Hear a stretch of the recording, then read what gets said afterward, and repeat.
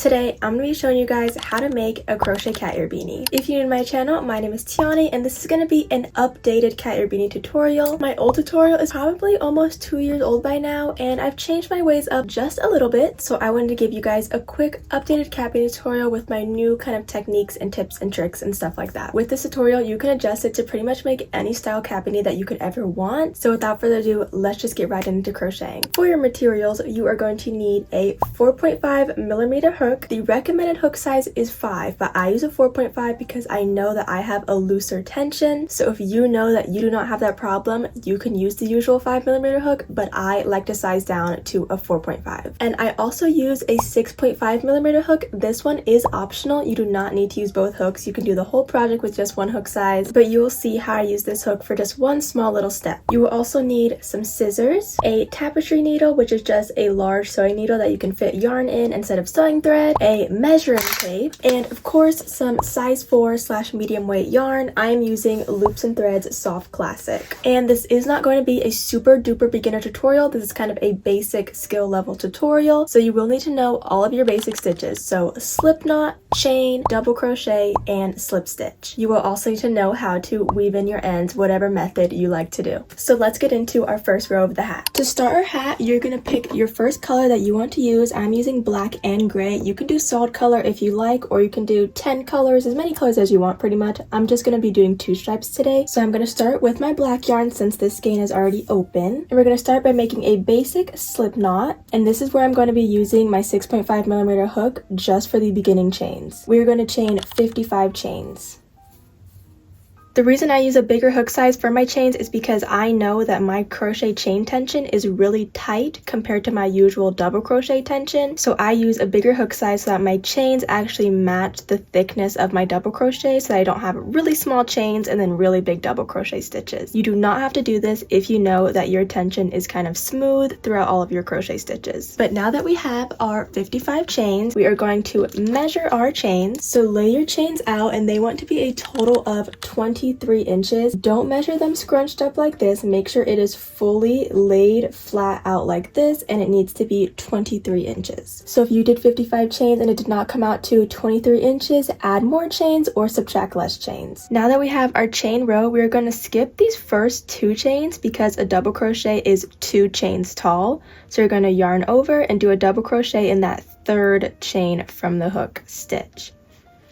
And we are just going to double crochet all the way down until we reach our last chain. We have finished our last double crochet stitch, and now before cutting off this color, let's take one more measurement to make sure we're still on track. Your 1 row of double crochets, when measured, should equal 22 inches long. That is 1 inch less than our chains because we did skip a couple chains in the beginning, and we've kind of tightened our chains up into our double crochet stitches. And we're also going to want to measure vertically to see how thick our first row of double crochets is. Each row of double crochet should approximately be 1.5 to 2 centimeters tall. It's okay if that number is not exact because it's super easy to just add on another row in the end. But the approximate measurement is 1.5 to 2 centimeters for 1 row of double crochets. And when you're measuring, try not to include the little chain stitches there. Only include your double crochet stitch. If your row of double crochets is not this thick, then you know that in the end you will likely need to add more rows than I add. But now that we have our first row, I'm going to cut off my yarn and add on our second color of yarn. This step is obviously optional if you are using one solid color for your hat. We are going to chain 2, turn our work around so that we're back facing right to left, and we're going to double crochet right into our next stitch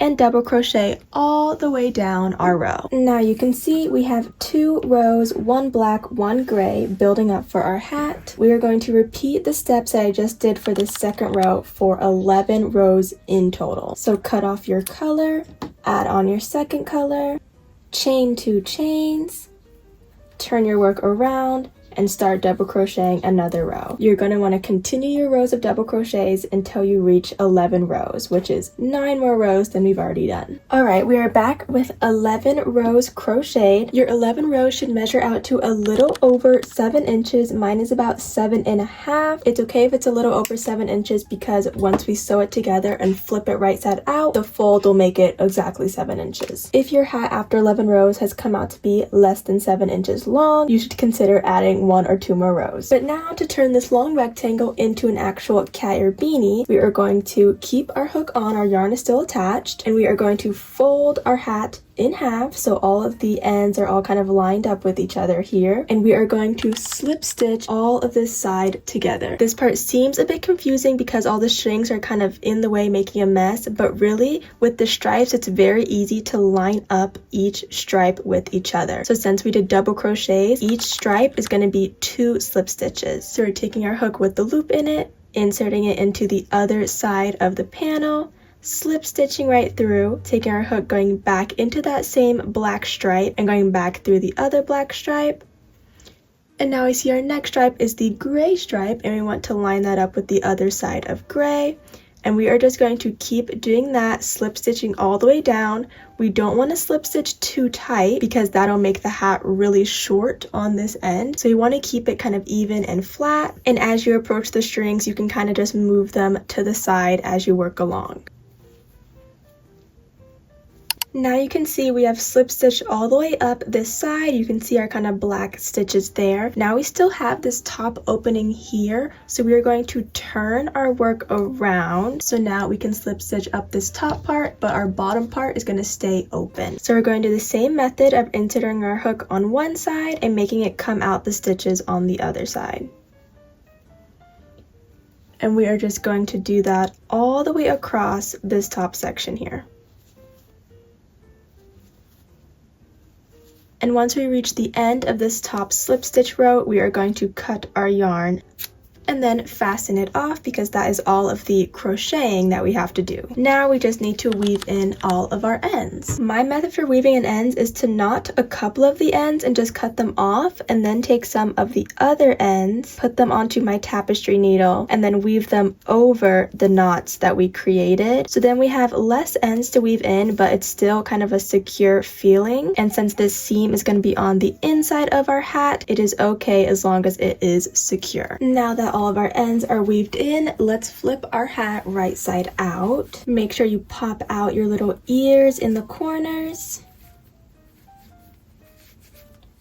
And now you have a cat ear beanie. Your hat should look like a rectangle, but pretty even, not a complete square, but not too long on one end. This is what your hat should look like on. It should be able to easily stretch over your head. Okay, these hats should have lots of stretch in them, so it can fit over your hair and kind of mold exactly to your head shape. As you wear it more often, it'll be able to fit perfectly to your head shape. If your hat did not turn out exactly how you wanted it to, there are so many ways you can easily adjust it. If your measurements of the hat did not come out into the same numbers they were supposed to, you can either add more or less chains in the beginning to make your circumference bigger or larger. The more change, the larger around your hat's gonna be. The less chains, the more fitted it's gonna be. Or if you need more space on the forehead, you want to fold up your brim higher or just cover your forehead more, just add more rows in the end. If you want to use a different yarn or hook size, like a thicker yarn, thinner yarn, or smaller hook, bigger hook, just adjust the amount of chains you do in the beginning and the amount of rows you do total. Smaller yarn or smaller hook means do more rows and more chains. Larger yarn and larger hook means you can do less chains and less rows. If you do want to go for my more oversized look that I do offer in my custom orders, the only difference between my oversized is 1 extra inch of length for the fold over brim, and then for the beginning chains I usually only add maybe 4 or 5 more extra chains. In the end, it's pretty much just 1 inch wider and 1 inch longer compared to my regular size. But you can still accomplish the oversized without following my exact numbers. Just add more chains or add more rows and it'll be a bigger look. So I hope this update tutorial helped you out a little better. I hope adding the measurements really kind of helped you adjust it to exact your tension and your yarn and your hook and whatever you're using, because I know that yarns that all say weight 4 are going to be different thickness. If they're different brands and different styles, they all say the same weight, but they're not all exactly the same. And I know everyone's crochet tension is different and not everyone is going to crochet the exact same way. So I really hope this update tutorial helped you guys make a better cat beanie that fits you and your liking. But that is going to be it for this tutorial. Now you can make a range of cat beanies in all colors and designs and sizes. And of course, you can sell your cat beanies as long as you're not directly using one of my unique designs that are on my shop. You can of course use my cat beanie pattern and sell all the cat beanies that you want. So that's gonna be it for this video, and I will see you guys in the next one. Bye, love ya, toodles.